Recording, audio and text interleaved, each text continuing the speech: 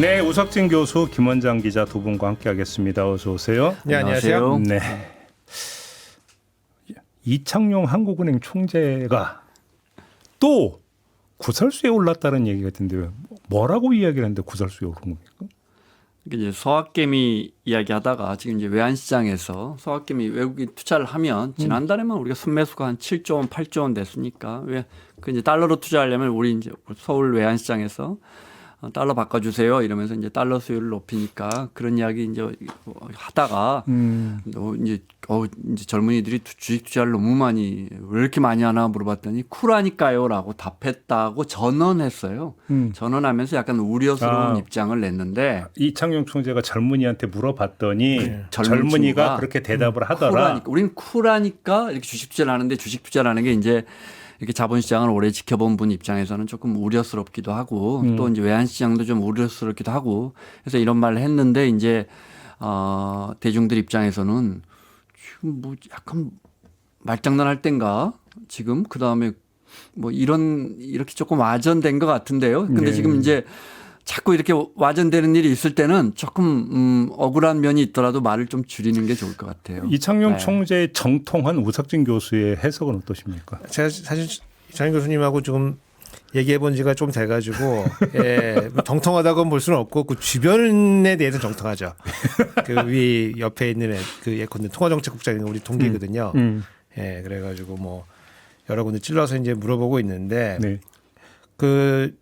저도 이제 유학 갈 때 이창용 총재한테 추천서 받았어요. 오, 그랬어요? 예, 이창용 교수님 처음에 이제 미국에서 한국 왔을 때 뭐 첫 번째 수업들을 저도 같이 듣고 이러기 때문에 하여간 그 마음속에 응원의 마음이 있습니다. 제가 그 이창용 교수님의 뭐 실력을 누가 봐도 사실은 무시하기는 좀 어렵고 총재들 때 되게 호평했었어요. 예, 세계적인 뭐 인물이고 또 한국이 만들어낼 수 있는 여러 정책 거시 전문가 중에 가장 탑급이라고 봐야 되는 거거든요. 그래서 그거는 뭐 의심은 없는데 한은 총재가 된 이후에 4년이 지금 이제 임기 거의 다 다가오거든요.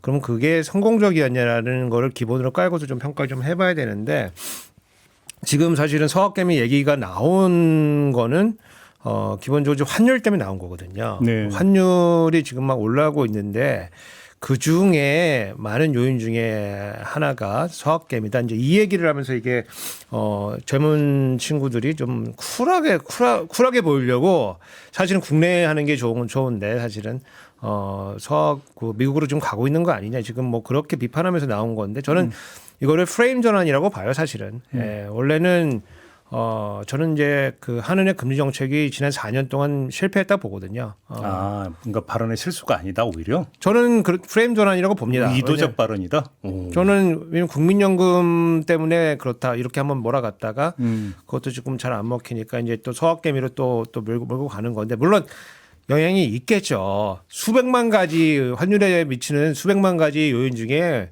뭐 달러 수요를 창출하는 요인이 될 거라고 보는데 저는 이제 근본적으로는 환율이 이 모양 이 꼴이 된 거는 금리 정책 실패 때문이라고 봐요. 그래서 특히 이제 그놈의 그 F4 그 책임이 있다고 보거든요. 왜냐하면 저희가 그 1980년대 그때서부터 이제 우리가 한은이 독립해야 된다라고 이제 그 여러 가지 주장을 해오고 운동도 해오고 정책도 대안도 많이 내고 이제 이런 역사가 있는데 최근 4년 동안에 지금 한은이랑 기재부랑 한 몸이라고 봐도 지금 뭐 과언은 아닙니다. 같이 막 굴러다니는데 그러다 보니까 그러면 그 성과가 좋으면 좋거든요. 근데 지난 4년 동안 우리가 특히 윤석열 정부 그 3년 동안 우리가 경제 성장을 잘한 것도 아니고 경기 대응을 잘한 것도 아니고 그렇다고 뭐 무슨 가계부채 구조조정을 한 것도 아니고 산업 조정을 한 것도 아니고 이제 한은 독립만 지금 그 망쳤다고 보고 제가 그림 하나 들고 왔는데 그림 혹시 그 보여줄 수 있으면은 저게 이제 2024년도 1월 달을 100으로 봤을 때 미국하고 한국의 소위 말하는 이제 M2예요. M2라고 하는 통화량인데 통화량이 위에 거가 이제 한국이고 이제 아래 거가 이제 그 미국인데 2024년도 1월 달을 100으로 봤을 때 저게 이제 얼마큼 늘어난지를 보는 거거든요. 오, 많이 늘어났네. 많이 늘어났고 특히 이제 저게 이제 파란색으로 음영 처리돼 있는 게 5월 달에 이제 금리 내리면서 그러니까 이재명 정부 출범하기 전에 이제 금리 한번 내렸거든요. 그때면서 굉장히 좀 빠르게 늘고 있어요. 그래서 저는 이제 금리 정책을 뭐 의도를 했던 의도치 않았던 어떤 식으로 포장하고 있냐면 이게 팔러스 믹스다. 팔러스 믹스. 뭐 그런 차원에서 이제 이런 통화 정책을 피고 있다는 건데 이러다 보니까 지금 우리나라가 지금 환율이 좀 사실은 상당히 부진할 수밖에 없는 이런 구조적인 요인이 저건 제가 조금 부연 설명드려야 할 것 같아요. 그러니까 교수님 말씀이 맞지만 잘못 보시면 또 이게 정부가 돈 많이 풀어서 이렇게 통화량이 미국보다도 더 많이 나온. 미국은 기본적으로 2002년 6월인가 8월부터 큐티를 했기 때문에 유동성을 축소하고 있기 때문에 저렇게 짧은 시계열로 보면 우리가 더 돈을 덮은 걸로 보이고 10년 시계열로 보면 사실은 뭐 거의 똑같이 풀고 있고 해마다 한 7% 8%씩 돈을 풀 유동성 M2가 늘어나고 있고 그래서 대부분은 아마 우리 민간에서 풀리고 있기 때문에 민간의 신용 창출 때문에 풀리고 있기 때문에 중앙은행이 물론 중앙은행이 더 꽉 이렇게 입구를 쥐어 짰으면 그 양은 좀 줄어들었겠지만 그러니까 이제 네. 이제 이창용 총재도 이제 어떤 얘기 하고 있는 거냐면은 저 M2라고 하는 거는 이제 약간 광의 화폐 같은 거거든요. 좁은 의미의 우리가 그냥 보는 쓰는 화폐는 아니고 화폐 기능을 할 수 있는 여러 가지 금융 자산도 모은 거예요. 그러다 보니까 여기 이제 ETF 이런 게 들어간다. 네. ETF라고 하는 거는 일종의 이제 사실은 주식 같은 건데 이게 수익증권으로 분류가 돼 있어가지고 저게 포함이 되고 있는데 이게 세계적으로 보면은 이 ETF 이런 건 넣는 게 주식이라서 넣는 게 아닌데 우리나라는 지금 들어가고 있기 때문에 좀 과도하게 많이 늘어난 걸로 보이고 특히 이제 최근 그 계엄 이후에 이제 그 이재명 정부 들어서면서 주가가 지금 많이 오르지 않았겠습니까? 그러다 보니까 평가액으로 봤을 때 저게 많이 늘어 보이지만은 올해 들어서 약간 저게 이제 M2가 8% 늘었다는 건데 저거를 빼고 ETF 빼고 보면은 한 뭐 5% 네. 뭐 중후반 때는 정말 많이 넣고 있는 거예요. 우리 국민들이 ETF에. 근데 그게 통화량으로 잡혀서 이창용 총재는 조금 억울한 면도 있고. 그러면 하나 여쭤보고 싶은 게 최근에 이제 조금씩 나오는 뉴스가 물가 얘기가 계속 나오고 있어요. 근데 자 물가가 지금 오르고 있는 건지 일단 그 팩트 체크가 필요하고 네. 오르고 있다면 환율 문제라고 봐야 되니까 많이 위해서 이게 통화량이 더 풀린 것도 영향이 있다고 봐야 되는 겁니다. 재정 풀린 것도 뭐 있는데 이렇게 통계적으로 보면 여러 번 설명드렸지만 뭐 우리 물가에서 CPI에서 뭐 0.1% 한 30조 풀면 뭐 0. 굉장히 미비의 영향이 없다고 할 수는 없지만 기본적으로 환율은 근데 물가에 영향을 주죠. 그래서 이제 쿨하니까요라는 표현을 써서 조금 구설이 올랐지만 사실은 환율이 불안해서 우리 경제가 나쁘다고는 절대 말할 수 없어요. 우리가 지금 이렇게 환율 높이기 위해서 예전에는 얼마나 애를 썼냐고 여러 번 설명드렸잖아요. 그런데 국민들이 느끼는 체감, 수입 물가가 높아지기 때문에 이런 부분은 절대 쿨하지 않다. 다만 자꾸 제가 이창용 총재 편을 들게 되는데 그러니까 이제 저도 편들고 있는 겁니다. 네, 네. 근데 이제 우리가 금리를 2번 낮췄잖아요. 3.0에서 2.5로 밴드 상단을 낮췄는데도 국채 금리가 제가 알기로 한 0.5, 0.6 튀었어요. 그러니까 이게 정말 말이 안 되는 시대에 살고 있으니까 기준금리 낮췄는데 기업에서 뭐 회사채 좀 발행하려고 하면 이제 더 높아졌는데 지금 이렇게 사람들이 집 하나 살려고 대출 받으려고 그러면 이거 1년 전보다 낮아지긴커녕 높아졌는데 지금 이런 상황이거든요. 그러니까 중앙은행이 뭘 이렇게 정책적으로 뭘 동원하기가 진짜 미국도 그렇고 굉장히 많이 꼬여 있다. 네. 그러니까 저는 이제 그런 관점이 관점의 문제라는 거가 아니고 우리가 이제 이 재정당국하고 그러니까 기재부죠. 그 다음에 통화당국 이제 한국은행을 독립을 시키려고 한 거는 각자 생각을 좀 해보라는 거거든요. 쿨하게 앉아가지고 그렇지. 각자 생각해봐라. 모여서 자꾸만 생각하지 말고 각자 생각을 좀 해보고 롤을 좀 나눠준 거예요. 왜냐면은 그 한꺼번에 모여가지고 걱정했을 때 그러면은 그 행정부라고 하는 거는 늘 그 통화를 풀어가지고 경기를 활성화시키고 싶은 이런 욕망이 있는 거거든요. 그리고 우리 과거 역사에 그랬을 때 뭐 우리나라 경제뿐만 아니고 전 세계적으로 그런 경제 체제가 유지가 되지 않는다는 걸 우리가 경험했기 때문에 네네. 하나는 독립시켜야 된다라고 하는 이런 기치하에서 각자 한번 생각해봐라 이렇게 해서 독립을 시켜놨던 건데 지금 이거를 뭉쳐서 매주 모여가지고 앉아가지고 뭐 우리 경제가 어떠니 하면서 서로 막 공감을 막 하는 거잖아요. 그렇게 하다 보니까 어떤 일이 생기냐면은 금리를 올려야 될 시점에 못 올려요. 왜냐면 걱정되잖아. 그러니까 이제 그 결과가 지금 우리가 들고 있는 우리 지금 이 환율의 이 결과다. 그래서 알겠습니다. 경제는 사실은 말은 많이 해도 끝끝내 몇 년 지나고 나서 성과로 이제 우리가 측정할 수밖에 없는 거거든요. 그래서 니네가 F4가 모여서 얘기를 해가지고 우리 경제가 좋아졌어? 이거를 물어보는 거거든요. 근데 사실 좋아진 건 없어요. 좋아진 건 없고 굉장히 좀 나빠지기만 했고 그리고 그 내란의 밤에 모여가지고 회의한 거 아니겠습니까? 그래서 그런 거 고려해 보면은 뭐 아무리 좀 좋게 보려고 해도 좋은 평가 내리기 어렵고 그래서 이거 이창용 총재가 지금 재임 문제가 좀 걸려 있거든요. 네, 예. 그래서 제가 어저께 하는데 제 안에서 쫙 저를 돌려봐서 예. 이제 사장님 뭐 어떤 시대 고급 정부 나온다. 어떻게 될 것 같습니까? 아니 그러니까 이제 뭐 원래 이 결정은 뭐 대통령이 할 거니까 그 직원이라고 알 수 있는 건 아닌데 내부 평가는 내부 평가는 뭐냐면은 지금 완전히 안 한다 해서 지금은 약간 마음이 51% 정도 가 있는 거 아니냐라고 하는 이창용 총재의 의견과는 다른 아무 상관없는 내부 직원들의 그러면 그건 더 했으면 좋겠다는 그러니까 뜻이잖아요. 지금 굉장히 뭔가 좀 액티브하다는 거죠. 이렇게 뭐 일을 자꾸만 지금 갈참이잖아요. 이제 4월이면 가야 되는데 갈참인데 지금 뭔가 좀 되게 액티브하고 네. 그 기존의 한국은행이 하지 않던 많은 일들을 지금 벌이고 있다.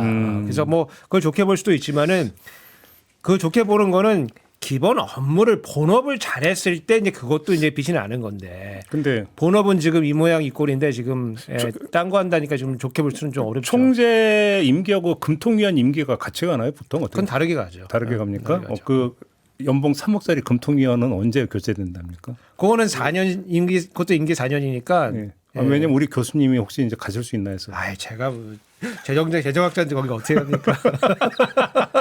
시켜주면 갑니다. 근데 아니죠. 이야기 처음 시작했던 거 대단히 이것만 좀 감사합니다. 예. 바로 잡겠습니다. 서학개미가 그래서 외환시장에 영향을 미치느냐 미치겠죠. 단기적으로 미치지만 우리 주식 투자하는 게 우리가 지금 전 세계 지금 한 330조 원 정도 주식에만 담궈놨는데 개인들이 하는 거는 얼마 안 될 거고 그다음에 우리 개인들은 또 너무 오래 안 갖고 있어요. 그다음에 만약에 지금처럼 증시가 좋아서 지난 수년간처럼 수익을 올려서 오면 가지고 들어와서 원화를 그러니까 뭐 1,000원 바꿔갔다면 1,200원으로 원화를 살 거니까 다시 갖고 들어오면 그래서 구조적으로 외환시장에 서학개미들이 미국에 투자하는 돈은 뭐 절대 이렇게 부정적이라고 하기는 어렵다. 서학개미 입장에서는 조금 억울하다. 알겠습니다. 네. 서학개미 욕할 게 아니고 그 최정목 전 부총리가 미국 국채에 예. 네, 20만 불 투자했잖아요. 그때 그럼 그때 F4 회의에 모여가지고 네. 그놈을 혼을 따끔하게 혼을 냈어야지. 근데 최상목 전 부총리 이번에도 빠져나가는 거 맞죠? 거의 뭐 도망갈 것 같습니다. 예. 대단한 분이시다. 대단하십니다. 벌써 지금 인생의 3번째 런에 지금 네. 성공하시는데 진짜 알겠습니다. 대단하십니다, 진짜. 좀 짚어줄게. 존경합니다. 다음으로 넘어가겠습니다. 쿠팡 얘기 좀 한번 해보죠. 뭐 이게 이제 고객정보 유출 사태 뭐 기술적인 이야기를 여기서 할 이유는 없을 것 같고 궁금한 게 네. 징벌적 손해배상이 가능할까요? 그리고 어디까지 가능할까요? 뭐 정부 여당의 마음 먹으면 법 개정을 할 수 있으니까요. 네, 우리가 그걸 한다 안 한다. 이번에도 보면은 그 보안을 그 관리하는 연구개발자 중국인 연구개발자가 6개월 이상 그 액세스 권한, 접근 권한을 가지고 있었다는 거잖아요.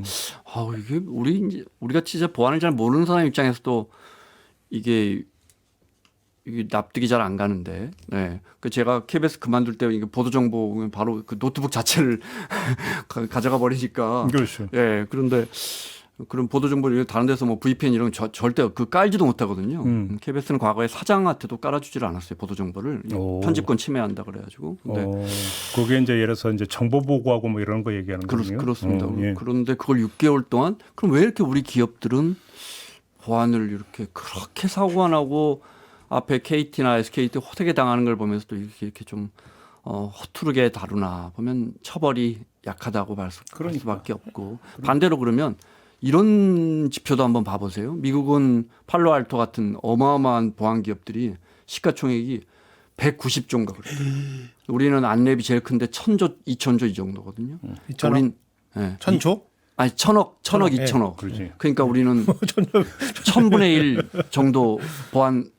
그러니까 그 얘기는 미국 시장은 보안 투자를 그만큼 안 한다는 그렇죠. 얘기죠. 미국 기업은 한 번 걸리면 혼쭐이 나니까 보안 투자를 엄청 하는 거예요. 그럼 왜 혼쭐이 나느냐? 이거 이제 징벌적 손해배상이라든지 그다음에 뭡니까? 이게 다중이 같이 소송해가지고 예. 그 이런 제도들이 자리 잡고 있기 때문이라서. 그러니까 그 지금 국회 그 상임위 뭐 이제 질의 과정에서도 조금 나오고 근데 수사 과정에서 전모가 지금 수사 과정에서 전모가 나오진 않았는데 우리가 생각하기에는 뭐 이제 회사 내부 시스템에 지금 들어가서 뭔가 좀 명단을 쫙 그리고 저는 뭐 그거는 아닌 것 같아요. 이렇게 얘기를 듣다 보면은 그래서 지금 의심이 되는 거는 그 보안키를 만들어내는 그 프로그램 우리 호텔 가면은 뭐 키 하나 더 주세요 그러면 어디다 찍어가지고 키가 쭉 나오지 않습니까? 네. 예 그런 기계를 들고 나간 거 아니냐 사실은. 오. 예 그래서 이 우리가 이제 뭐 쿠팡이나 이런 데 접근하면은 로그인하면은 거기에 이제 토큰이라고 하는 이제 어떤 숫자가 이제 새로 만들어져 가지고 자동 로그인 되고 막 그러잖아요. 예, 그래서 그게 만들어서 그거 관리하는 건데 그 만들어내는 그 장치를 들고 나간 것 같다. 이제 그렇게 지금 보여지는 거고 그러다 보니까 이게 무슨 뭐 그 내부망으로 들어가서 이게 한 게 아니고 그런 토큰을 만들어 가지고 생성을 해 가지고 하나씩 로그인을 해 가지고 그 개인 그 정보에 있는 그걸 긁어간 거 아닌가. 저는 뭐 약간 그렇게 의심하거든요, 사실은. 그래서 대규모가 빠져나가는데 그래서 한참 걸린 거예요. 그래서 하나씩 로그인해 가지고 그거 빼야 되기 때문에 그래서 그렇게 걸린 거로 보여지고 다만 이제 우리 그 과징금을 이제 매길 수가 있는 건데 그래서 보통은 우리가 뭐 사람 한 명당 얼마 뭐 이런 식으로 지금 규정되어 있기 때문에 그럼 3,500만 명이면 3,500만 곱해가 나오는 거고 대신 뭐 매출에 얼마 이상은 못하게 돼 있다. 그 상한도 걸려 있고 이렇게 돼 있는 거거든요. 아 그런 게 매출에 얼마 이상은 못 한다가 돼 있어요? 뭐 그런 식으로 돼 있죠. 예. 뭐 그런 식으로 돼 있죠. 그래서 아마 개인정보 뭐 개봉이나 아니면 뭐 금융감독원이나 뭐 증선이나 이게 이렇게 보면은 개인정보이기도 하고 저렇게 보면은 이제 이커머스이기도 하고 저렇게 보면은 또 금융 문제이기도 하고 이러기 때문에 여러 군데서 이제 치고 들어올 거예요. 치고 들어와서 이제 과징금을 이제 부과를 이제 할 텐데 이게 중복돼 가지고 그 부과하기는 좀 어려울 것 같아요. 그래서 이제 한쪽에서 이제 주로 이제 과징금을 부과할 텐데 우리나라 검사 판사도 다 그렇듯이 요 과징금도 이제 약간 행정처분이거든요. 요 행정처분도 굉장히 친기업적입니다. 근데 그 과징금 말고 지금 집단 소송 움직임이 있고 이미 그러니까 소장 제출한 경우도 있거든요.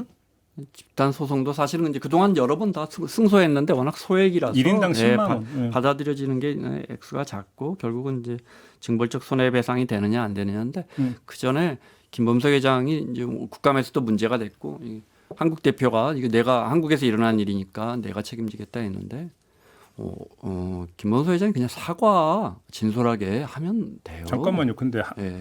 근데 한국에서 이러는 일로 끝날 거예요. 지금 이게 미국 증시에 상장돼 있잖아요. 네. 그래서 미국 어떤 주주들의 어떤 집단 소송 얘기도 좀 나오는 것 같던데. 근데 이제 그저께 5% 떨어지고 떨어지지 않더라고요. 오늘 아침에도 제가 봤더니 미국 증시 나스닥에 그래서 보면 그것 자체로도 벌써 시장 사람들이 한국에서는 이렇게 3,300만 명이 털려도 큰 영향 없더라라는 걸 시장이 평가한다는 걸 볼 수 있는 것이고 전에 우리가 비단 늘 잘 들은 애가 그 리조트 참사 났을 때 그 이웅열 회장 그 고령의 이웅열 회장이 그 진흙탕에서 이렇게 진솔하게 사과하면 저는 된다고 보거든요. 그런데 이게 나는 한국 법인 대표가 아니 누가 봐도 최고 의사결정권자가 김범석 의장인데 그런 부분들은 뭐 아주 모르겠어요. 뭐 거대한 기업의 총수가 아니어봐서 모르겠는데 저거는 좀 납득이 안 돼요. 그냥 그 소비재 기업이잖아요.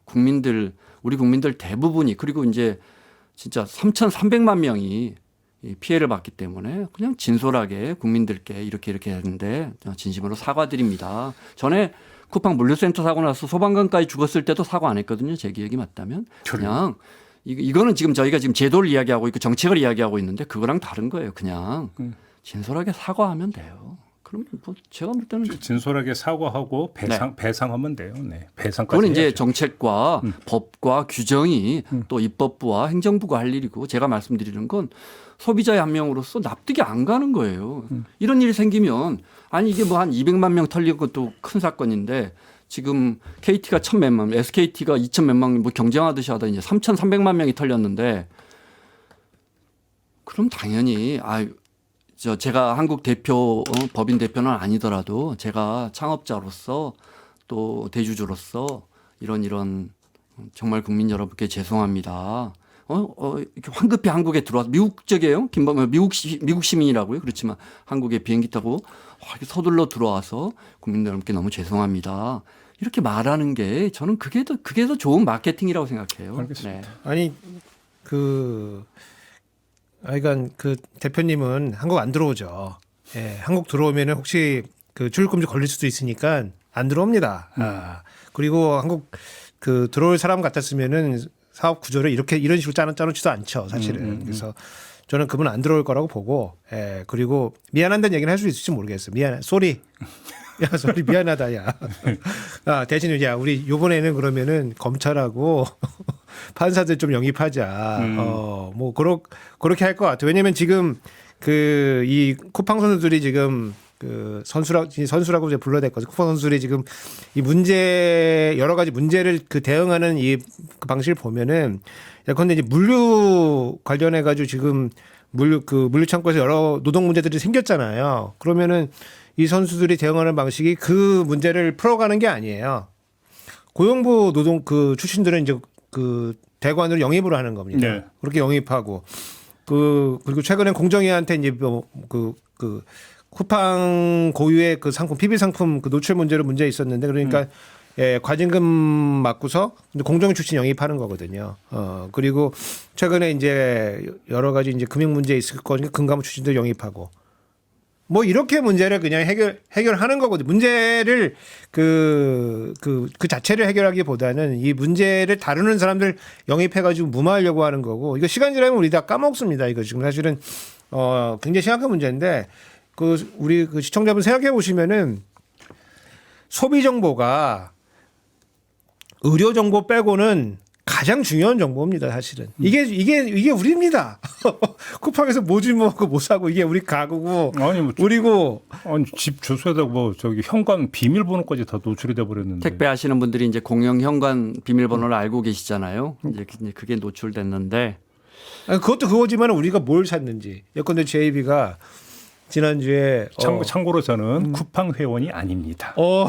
그러니까 예외시네.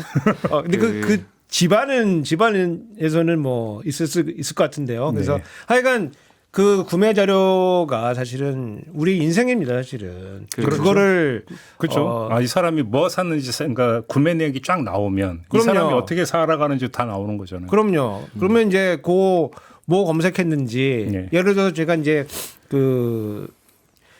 지난 몇 주 동안에 이제 차 타고 가면서 차가 너무 지저분한데 청소기를 좀 하나 살까? 그리고 저 와이프랑 얘기한 적이 있는데 페이스북 광고창이 뜹니다. 맞아요. 말했는데 뜹니다. 어마무시합니다. 그 인과관계가 있는지는 모르겠는데 네. 뭐 어마무시한 사회인데 사실은 구매 이력이 있다는 것 자체는 그 사람 인생을 거의 다 털어가는 거기 때문에 그렇죠. 그게 털릴 수 있는 가능성이 지금 있는 거거든요. 그래서 지금 사실은 회사가 문을 닫아야 되는 이제 이런 쿠팡은 델라웨어에 본사가 있는 미국 기업이고 나스닥에 상장돼 있고 아까 말씀드린 것처럼 최대 주주도 미국 국적입니다. 그런데 매출 41조 중에 88%가 한국에서 나옵니다. 그러니까 미국 기업이 한국에서 사업하다가 미국 기업의 정보가 틀렸는데 한국인 3,300만 명의 개인 정보가 틀리는 아주 특이한 사건이 일어났습니다.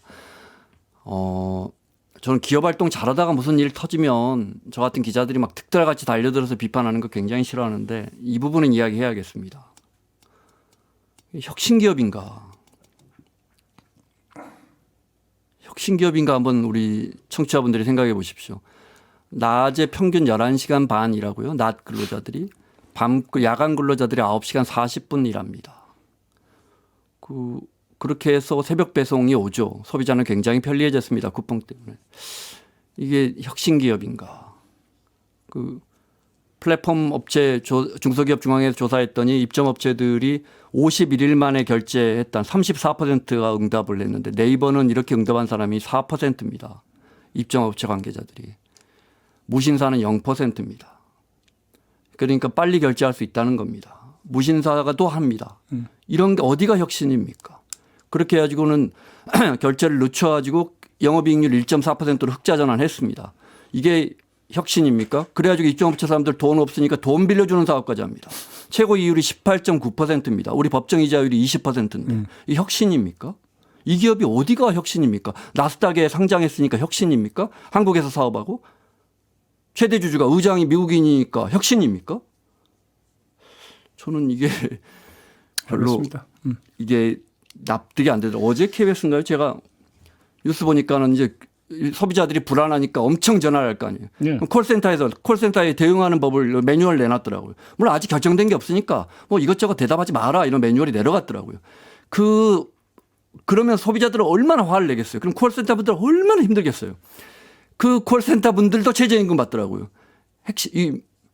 그래서 이런 최저임금 받는 일자리 잔뜩 만들어 놓고 밤에 열심히 일하는 일자리 잔뜩 만들어 놓고 혁신 기업입니까?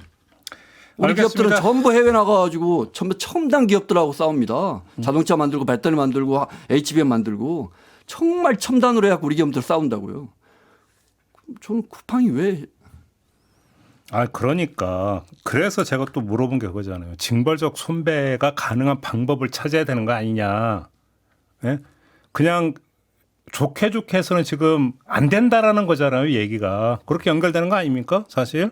그러니까 이제 다시 그 중간 얘기로 돌아가야 되는 건데 우리나라 이제 검사, 판사, 그 다음에 아까 그 과징금 매기는 그 행정 그 처분하는 거기 위원들 상당히 친기업적입니다. 그러겠죠.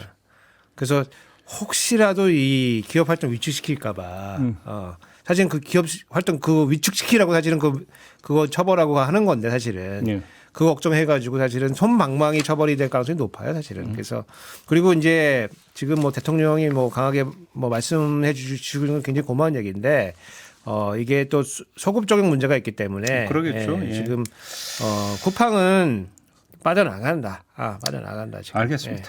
저기 시간이 좀 됐어도 요거는 좀 제가 여쭙고 넘어가야 되는데 그 이유는 뭐 내일 알게 될 텐데. 자, 새해 예산안이 법정 시한을 준선. 그렇게 말씀하시면 정치자분들은 되게 궁금해하실 거예요. 저도 좀 어그로 좀 끕시다.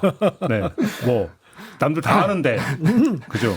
거꾸로 해야지. 그럼. 내일 어떤 분이 나오신답니다. 네. 근데 자 예산안 체크 포인트 좀 알려주세요. 통과된 예산안에서 중점적으로 봐야 되는 게 뭘까요? 재정학자님. 그러니까 안 자체는 뭐 거의 그대로 됐기 때문에 뭐 크게 뭐 이렇게 뭐 주목할 바는 별로 많지는 않고 다만 김 빠지는데 이러면. 예. 아니 뭐 지금 그 거대 여당과 정부가 쓱 한 거기 때문에 디테일은 조금 차이가 있지만은 그냥 그 728조에서 약간 한 1,000억 정도 지금 삭감한 이제 그런 규모로 해가지고 그냥 통과가 된 거거든요. 네. 그래서 그거고 다만 이제 주목할 바는 이제 재날짜에 통과가 됐다. 네. 재날짜 여야 합의로 그것도 여야 합의로 그래서 그게 가장 봐줄만하다 이제 그거고 다만 이제 저도 이제 국회에 가가지고 증언 전문가 증언을 이제 하고 왔는데 그때 이제 문제가 됐던 거는 이게 본 예산 대비로 보면은 한 8% 늘어난 거예요. 작년에 한 610조 정도 했기 때문에 그러니까 올해 예산이 610조 정도 했기 때문에 그거에 따져 보면은 이제 한 8% 정도 늘어났는데 그러면 이제 8%면 확장이거든요, 사실은. 확장인데 추경 대비로 보면은 사실 이제 추경이라고 하는 게 예외적인 상황이니까 사실은 본 예산 대비로 보통 보는 게 맞는데 올해 추경은 어땠냐면은 경제가 너무 안 좋아가지고 그 기본적인 그 잠재 성장률만큼도 달성을 못하기 때문에 그거를 메우기 위한 추경이 있기 때문에 이거를 포함해서 따져봐야 된다는 것도 말 되는 거거든요. 그래서 추경 대비를 따져보면 3%예요. 3%면은 약간 긴축입니다, 사실은. 예, 그래서 그 스탠스를 어떻게 볼 거냐 이제 요거가 있고 그다음에 재정학자들이 계산하는 재정 충격 지수라는 게 있어요. 그래서 재정 충격 지수라는 숫자를 만들어내는데 그 숫자를 보면은 이게 확정적인지 아니면은 긴축적인지를 볼 수가 있는데 추경 대비를 보면 약간 긴축적이다 이렇게 보고 수지로 봐도 그렇다. 올해 적자폭보다 내년 적자폭이 좀 줄어들거든요. 적자가 나긴 납니다. GDP 대비 한 4%보다 조금 3.9%로 이제 수정됐는데 그 정도가 적자가 납니다. 적자가 나는 건 맞고 채권도 발행이 되는 건 맞지만 그 폭이 줄기 때문에 올해에 비해서 약간 긴축적인 요인이 있다. 그건 왜 그러냐 그러면 수입이 안 좋아서 그래요. 예, 제가 여기서도 제가 최초로 얘기했죠.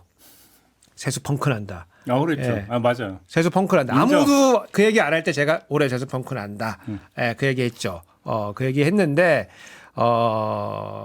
그때 이제 당시에 사실은 다 윤석열한테 아부하느라고 진짜 지금 생각하면 진짜 빡치는데.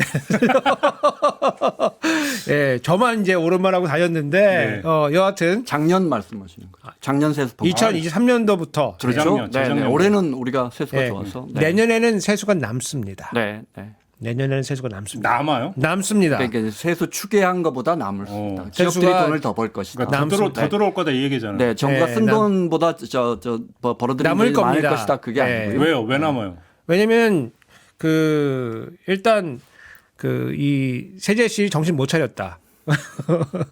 세수 추기할 세제시 정신 못 차렸기 때문에 세수 추기를 너무 적게 했다?